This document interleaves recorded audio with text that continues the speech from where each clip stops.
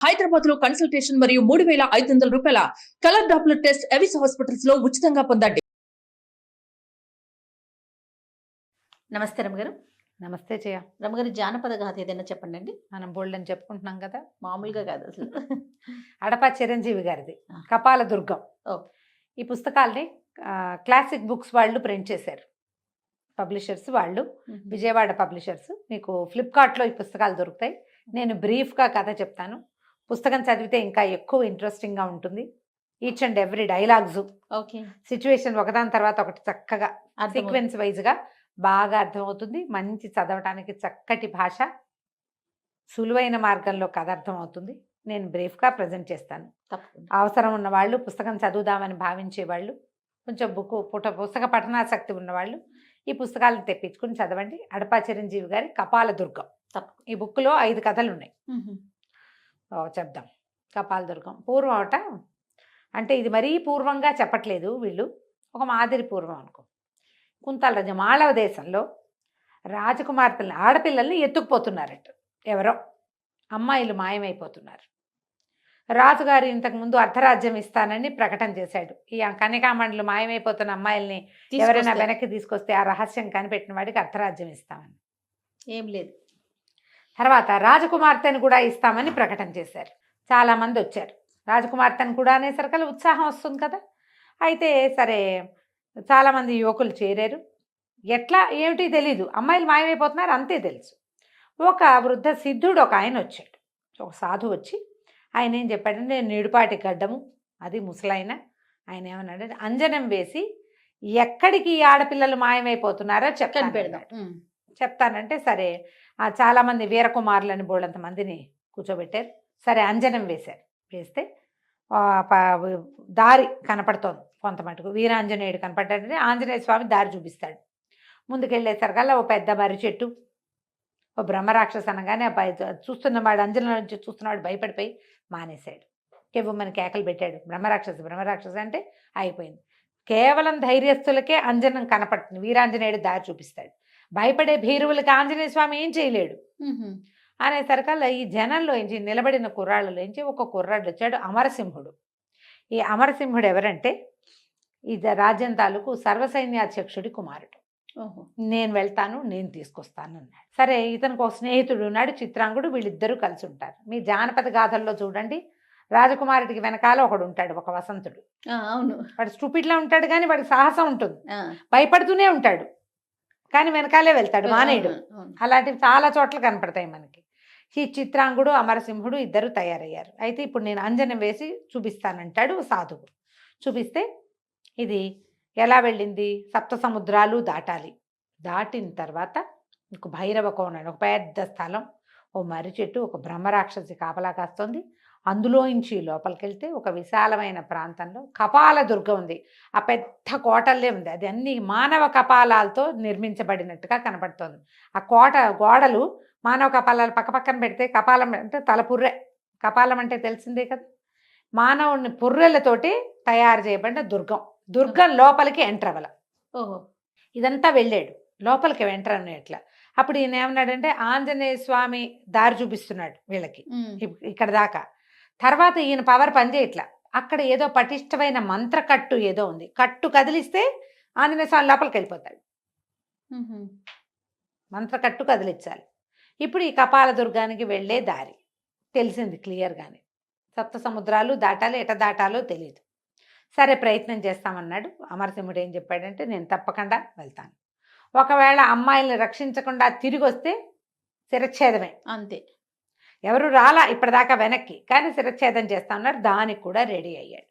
తల్లి కొంచెం భయపడింది, ఇవన్నీ ఎందుకురా ఈ రాక్షసులు, పిశాచాలు, అరణ్యాలు మనకి అంటే, అలాగా ఇంతమంది ఆడపిల్లలు మాయమైపోతున్నారు, ఏదో ఒకటి చెయ్యాలి, సాహసికుడైన వాడు చేయవలసిందేనని ఈ అమరసింహుడు చిత్రాంగుడు చెరో తెల్లగుర్రం నల్లగుర్రం వేసుకుని బయలుదేరారు.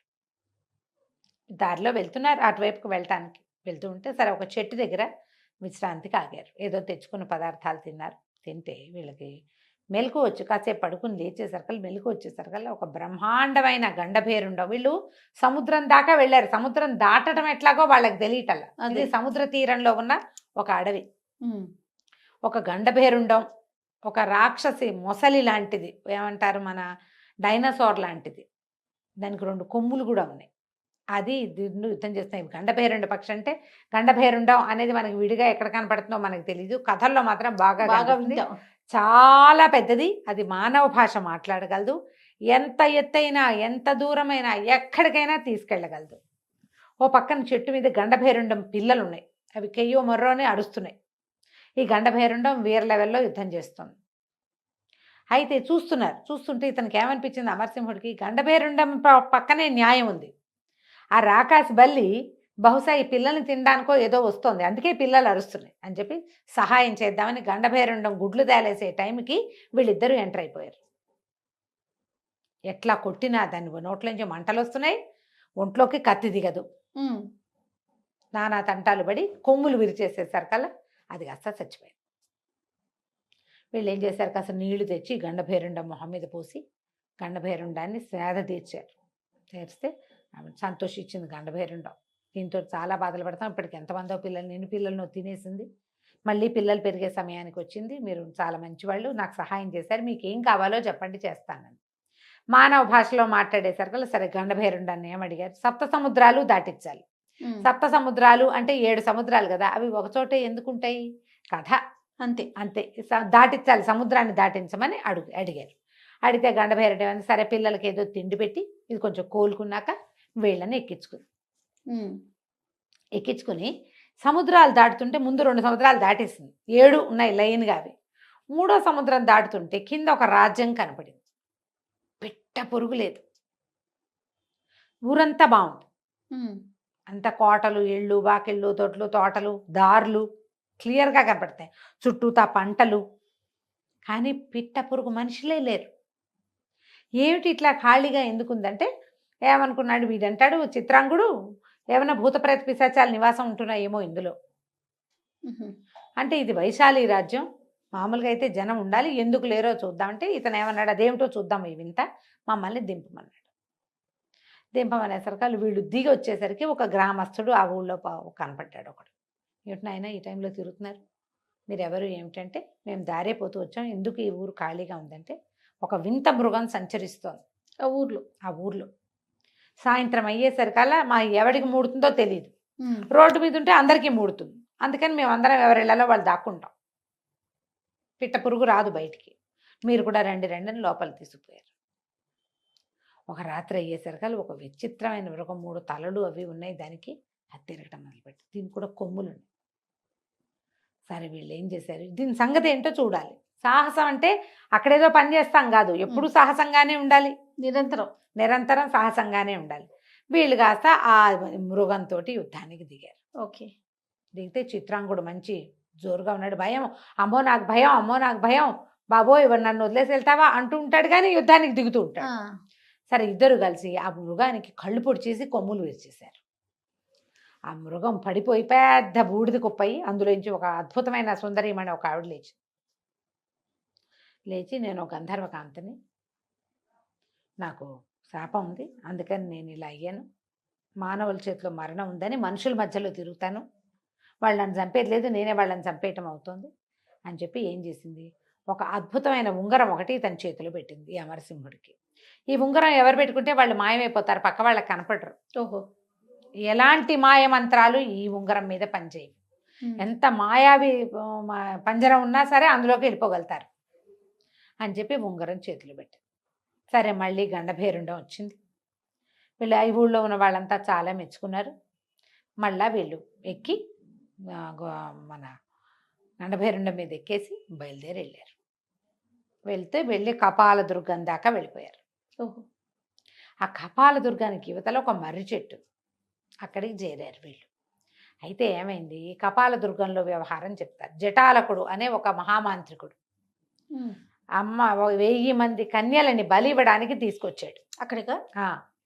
ఆయనకు ఒక శిష్యుడు కూడా ఉన్నాడు, శరభుడో ఏదో వాడ పేరు. వాడేమంటాడు, సరే బలికి ఏర్పాట్లు చేద్దాం, అమ్మాయిలందరినీ స్నానాలు చేయించి తీసుకొస్తే అమ్మవారు పలికింది. వాడికి 2-3 రకరకాల శక్తులు ఉన్నాయి, సలహాలు చెప్పేవి. అవి మీరు కనుక మాయల ఫకీరు ఆ సినిమాలు చూస్తే, బాలనాగమ్మ అంటే అలా, తర్వాత పాతాళ భైరవి అవి చూస్తే బోళ్ళని పక్కన వీడికి సహాయం చేసే శక్తులు కనపడతాయి.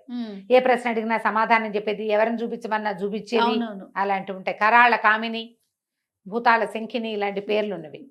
అయితే ఏమైంది, ఈ అమ్మవారు పలికింది ఇతనికి, 1001 స్త్రీలని బలిస్తేనే, కన్యల్ని బలిస్తేనే నీ కోరిక తీరుతుంది.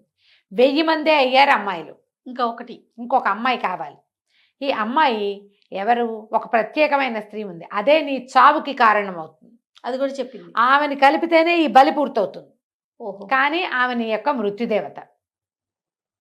ఆ అమ్మాయిని తేవటం సులువు కాదు, చంపడం సులువు అసలు కాదు. అంటే ఏమైనా సరే నేను ఆ అమ్మాయిని తెస్తాను, ఆ అమ్మాయి ఎవరో చెప్పమన్నాడు వీడు. ఆ ప్రత్యేకమైన అమ్మాయి ఎవరు, విరూపాక్ష దేశానికి పరిపాలిస్తున్న జయసేనుడు కుమార్తె సునందవల్లి ఆ అమ్మాయి పేరు. ఆ అమ్మాయి 25 సంవత్సరాలకు ఒకసారి వచ్చే ప్రత్యేక పున్నమి నాడు పుట్టింది. మహాద్భుత సౌందర్యవతి. ఆ అమ్మాయిని తీసుకురా, దాన్ని కూడా బలివ్వాలి ఈ 1000 మందితో. లేదా నీ వల్ల కాదంటే ఈ అమ్మాయిని పంపించేసేయి ఎవరిళ్ళకి వాళ్ళని, ఈ ప్రయత్నం విరమించుకో. వీరు నేను చచ్చినా విరమించుకోను, ఏమైనా సరే ఆ అమ్మాయిని తీసుకొస్తానన్నాడు. పట్టుకొచ్చారు కూడా. తర్వాత ఇంతలో ఏమైంది, మళ్ళీ పౌర్ణమి రావాలి. ఇప్పుడు అమ్మాయి తీసుకురొచ్చి మళ్ళీ పౌర్ణమి రావాలి. ఆ పౌర్ణమి వస్తే కానీ ఇలా బలుడు అవి చేయకూడదు, అమావాస్య నాడు ఇవటాలు అవి చేయకూడదు. పౌర్ణమి రావాలంటే ఈ పౌర్ణమి పోయింది, మళ్ళీ పౌర్ణమికి నేలా పడుతుందిగా. సరే ఇంతలో సరే ఇక్కడ ఇది జరుగుతుంది. వీళ్ళ సునందవల్లిని తెచ్చుకునేందుకు ప్రయత్నానికి మొదలు పెట్టుకున్నాడు ఈ జటాలకుడు. మన అమరసేనుడు, తర్వాత ఏమో మన అమరసింహుడును చిత్రాంగుడు ఇద్దరు, వీళ్ళు ఒక మర్రి చెట్టు దాని దగ్గరే ఉన్న ఈ కపాల దుర్గానికి చేరారు. కపాల దుర్గం లోపలికి వెళ్ళటానికి వీళ్ళకి కుదరదు, కానీ వీళ్ళ దగ్గరున్న ఉంగరంతో ఎక్కడికైనా వెళ్ళిపోవచ్చు. చూస్తే అక్కడున్న పెద్ద వటవృక్షం కనపడింది, పెద్ద మర్రి చెట్టు. అయితే ఈ మర్రి చెట్టు లోపల ఏముందో చూస్తే దానికి ఒక తొర్ర ఉంది. ఆ తొర్రలో కాలు పెడితే కాలు అందటల్లా. ఏమవుతుందో చూడాలి, వెళ్ళిపోవాలి అంతే. ఇంకా ఆ మర్రి చెట్టు లోపలికి వెళ్తేనే కపాల దుర్గంలోకి వెళ్లేందుకు అవకాశం లభిస్తుంది. వీళ్ళు చూసిన అంజనంలో అది కనపడింది. అదే ఆ వటవృక్షం ఒక మర్రి చెట్టు దగ్గరికి చేరారు కదా, దానికి ఒక తొర్ర కూడా కనపడుతుంది. ఈ మర్రి చెట్టు దగ్గర ఒక బ్రహ్మాండమైన బ్రహ్మరాక్షసి నుంచునుంది. ఈ రాక్షసి బొమ్మని ఇతను ముందే చూశాడు. అందులో రాక్షసుని చూసే భయపడి ఒక యువకుడు మానేశాడు చూడటం అంజనం. కానీ ఇతను ఏం చేశాడు, ఇక రాక్షసు మీద యుద్ధానికి దిగాడు. ఆ కత్తితో ఏం చేస్తున్నా సరే అది చావటల్లా. అయితే దానికి కూడా 2 కొమ్ములు ఉన్నాయి. ఆ కొమ్ములు విరిచేశారు కల్లా రాక్షసిగా చచ్చిపోయింది. యుద్ధం బాగా జరిగింది. ఇద్దరు ఏం చేశారు, ఆ వటవృక్షం మర్రి చెట్టు లోపలికి వెళ్ళటానికి ప్రయత్నం చేశారు. వెళ్తే కాలు పెడితే కాలు అందటల్లా. మామూలుగా తొర్రాలంటే ఎంత ఉంటాయి, ఇంత ఉంటాయి. ఏమైనా సరే మనం లోపలికి వెళ్ళవలసిందే. సరే అమరసింహుడు ఏం చేశాడు, నేను వెళ్ళిపోతాను, నా వెనకాల చిత్రాంగుడు అన్నాడు. వద్దు వద్దు వెనక్కి వెళ్ళిపోతా, నాకు భయం వేస్తుందండి. భయం వేసిన గీ వేసిన ఇంత మటుకు వచ్చాక ఇది చేయాల్సింది. ఈ లోపల కాళ్ళు పెడితే ఇక అగాధం ఢామని పడిపోయాడు లోపలికి. కేక వినపడింది. అమ్మో ఏదో ఒకటి మనం పడుతుంటే కెవ్వుమంటాం కదా, అమ్మోరేమో అనకపోయినా ఏదో కెవ్వుమంటాం. అదురుకి సహజంగా అసంకల్పిత ప్రతీకార చర్య అది వచ్చేస్తుంది. చిత్రాంగుడు కూడా దూకేశాడు అతను వెనకాల, ఈ అమరసింహుడు వెనకాల. ఇద్దరు కలిసి ఎక్కడో పడిపోతే, ఎంత పెద్ద తోట ఉందో కింద, అడవి అది, తోట అనకూడదు దాన్ని. బోలెడని జంతువులు ఉన్నాయి, కుందేళ్లకి కూడా కొమ్ములు ఉన్నాయి. కుందేళ్ళు ఉన్నాయి, తోడేళ్ళు ఉన్నాయి, ఏమిటేమిటో ఒక్కొక్కటి విచిత్రమైన మృగాలు. ఒకదాని మొహం ఇంకో దాని శరీరంలాగా కూడా కనపడుతుంది. బోలెడని మొక్కలు, రకరకాల ఔషధులు, జలపాతాలు, నీరు. వీళ్ళు అలా ఇలా దాక్కుంటూ దాక్కుంటూ దాక్కుంటూ ఒకదాని వెనకాల వెళ్తున్నారు. పక్కకి ఓపెన్గా వెళ్ళటల్లా, దాక్కుంటూనే వెళ్తున్నారు. ఇంతలో ఎవరో వస్తున్న సందడి వినపడింది. వీళ్ళకి ఏం కనపడింది, మన జటాలకుడు మళ్ళీ వచ్చే నెల హోమం చేయడానికి ఏర్పాట్లు చేయమని చెప్పాడు. ఆ అమ్మాయిని తీసుకొస్తామని.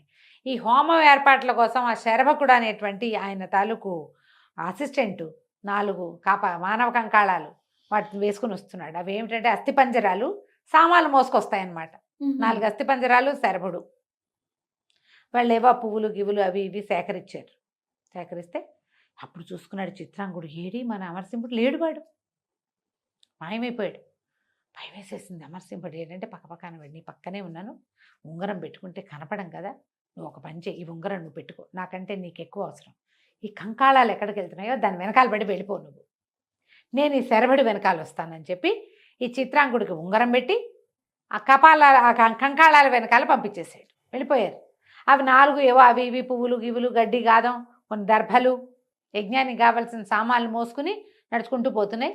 వాటి వెనకాల పడి చిత్రాంగుడు వెళ్తే అతనికి తెలిసింది తను కపాల దుర్గంలోకి ప్రవేశిస్తున్నాడు. తెల్లగా మెరుస్తోంది అది, అన్ని కపాలాలు. కానీ అక్కడ ఏ మంత్రశక్తి అతన్ని అడ్డుకోలే ఈ ఉంగరం వల్ల. ఓహో.